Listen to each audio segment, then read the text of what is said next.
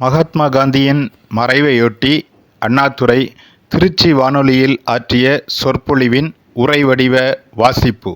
அப்பொழுது அவர் மனதிலே இருந்து வந்த எண்ணங்கள் யாவை என்பதை எண்ணும்போதுதான் நாம் எவ்வளவு பெரிய நஷ்டத்துக்கு ஆளாக்கப்பட்டிருக்கிறோம் என்பது விளங்குகிறது.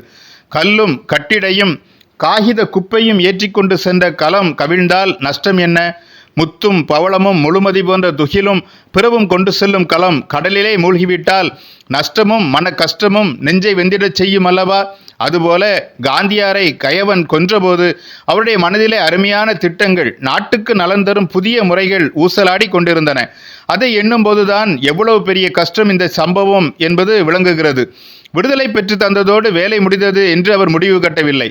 நாட்டை மீட்க வேண்டும், நல்லாட்சி அமைக்க வேண்டும், மக்களை நல்லவர்களாக்க வேண்டும். வீரம், தீரம், விவேகம் மூன்றையும் விரும்பினார். மக்களை நல்லவர்களாக்க வேண்டும் என்பதே அவருடைய இறுதி லட்சியம். நல்ல மனிதர்களால் தான் நல்லாட்சி நடத்த முடியும். நாட்டுக்கு விடுதலையும் கிடைத்து மக்கள் நல்லவர்களாகாமல் கொலைபாதகர்கள், கொள்ளைக்காரர்கள், ஆதிக்க வெறியர்கள், ஆள் விழுங்கிகள், ஆஸ்டாத பூதிகள் ஆகியோரின் ஆதிக்கம் அழுந்துபடாதிருந்தால் விடுதலையால் என்ன பலன்? வேடனிடமிருந்து மீட்டு வந்த புள்ளிமானை வேங்கையின் முன்பு துள்ளி விளையாட விடுவதா? இதை எண்ணினால் நாடு விடுதலை பெற்றதும் நல்லாட்சி அமைக்கும் வழிவரை கூறி அந்த பொறுப்பை உடனிருந்தோரிடம் தந்தார். மக்களை நல்லவர்களாக்கும் நற்பணி புரியலானார்.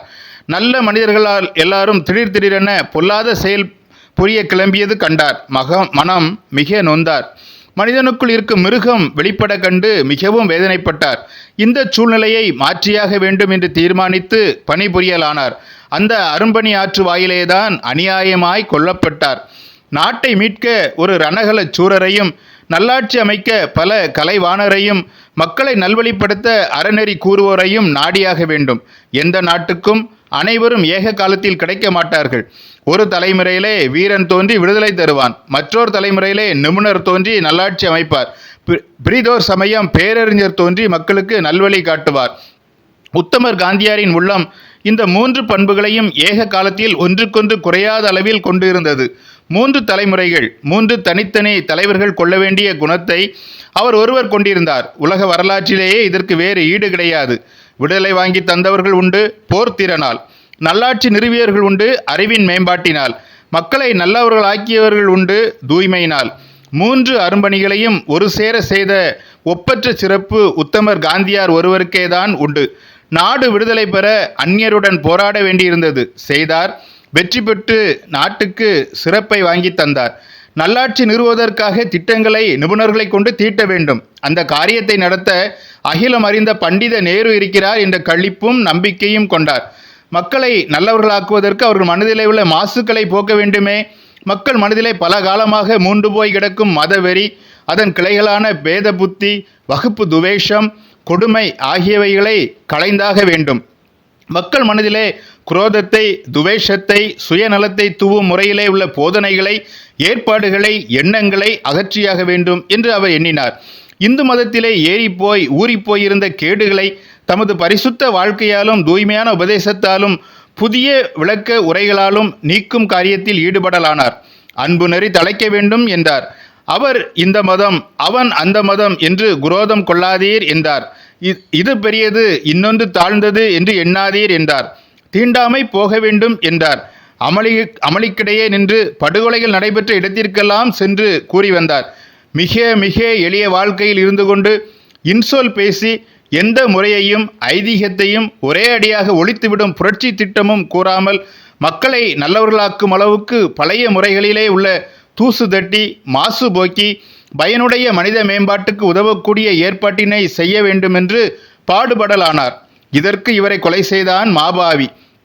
எண்ணும் போதே நெஞ்சு பதறுவது மட்டுமல்ல, இவருடைய இன்சொல் முறைக்கே மதவெறி இவரை பலி கேட்டது என்றால் நாட்டிலே தலைகீழ் மாற்றம், செங்கோல், ஜபமாலை இரண்டும் செலுத்தும் ஆதிக்கம் ஆகியவற்றை ஒழிக்க வேண்டுமே. இனி நமது நாட்டில் அப்போதுதான் தன்னாட்சி நல்லாட்சியாக முடியும். அந்த காரியம் செய்யும்போது உத்தமர் உயிரை குடித்த மத ஆதிக்க வெறி உலாவுமானால் எத்தனை கோட்சைக்கள் கிளம்புவாரோ என்பதை எண்ணும் போதே நெஞ்சு திடுக்கிடுகிறது. மக்களை நல்லவர்களாக்க வேண்டுமானால் அவர்கள் மனதிலே உள்ள மாசு, மதவெறி, ஜாதி ஆணவம், சுயநலம், ஆதிக்க எண்ணம் ஒழித்தாக வேண்டும் என்று பேசி வந்த போதும், நாட்டை மீட்க வேண்டும் என்று அவர் அந்நியருடன் போரிட்ட போதும் கிளம்பாத பயங்கர சக்தி ஒன்று கிளம்பியது. கோட்சே உருவில். அதுதான் மத ஆதிக்க வெறி. அதனால் கொலையுண்டார். தோட்டத்தை மண்மேடாக்கியவனிடமிருந்து மீட்டு புன்னகை பூந்தோட்டமாக்குவதற்காக அழகிய மலர் செடிகளுக்கான விதைகளை தூவ அங்கு சென்றபோது புதருக்குள் இருந்து பாம்பொன்று வந்து கடித்து கொள்வது போல் நாட்டை மீட்டு நல்லாட்சி அமைத்து மக்களை நல்லவர்களாக்குவதற்காக கருத்தை பரப்பும்போது கோட்சே கிளம்பினான். இந்த பழியை துடைத்தாக வேண்டும். பாரெங்கும் பேசுவர், நாட்டை மீட்டு தந்த உத்தமனை உள்நாட்டு மத ஆதிக்க வெறி கொன்றது என்று. மேட்டினை பூந்தோட்டமாக்க விதை கொண்டு வந்த வேளையில் பாம்பொன்றினால் இறந்த தோட்டக்காரனை கண்டு புலம்புவதும் பாம்பை அடித்து கொள்வது மட்டுமல்ல குடும்பத்தாரின் கடமை. இறந்து கிடப்பவரின் கடத்திலே உள்ள விதையை எடுத்து பார்த்து விம்மி அழுதான். பிறகு இவைகளை தூவி இங்கு பூந்தோட்டம் காண விரும்பினார். அவர் மறைந்தார். விதையோ இருக்கிறது, இதோ இதை தூவுவேன். இதோ இருக்கிறது பூந்தோட்டம் காண்பேன். அந்த உருவில் அவரை காண்பேன். அந்த மனத்திலே அவர் பெருமை தெரிய கண்டு மகிழ்வேன்.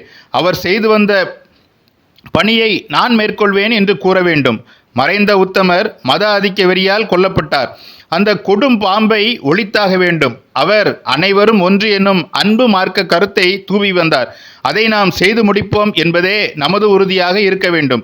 புத்தர் காலத்திலே நடந்தேறியது போல புதிய வழியை கொள்வோம் என்ற உறுதி கொண்டு உழைப்பதே நாம் அந்த உத்தமருக்கு எழுப்பக்கூடிய நிலையான ஞாபக சின்னம். இதுபோன்ற தலைவர்களின் உரைகளை தவறவிடாதிருக்க தமிழ் பூமர் சேனலை சப்ஸ்கிரைப் பண்ணுங்க. நீங்கள் நினைப்பதை நாங்கள் பேசுகிறோம். தமிழ் பூமர் சேனலை லைக் பண்ணுங்க, ஷேர் பண்ணுங்க, உங்க கருத்தை கமெண்ட் பண்ணுங்க.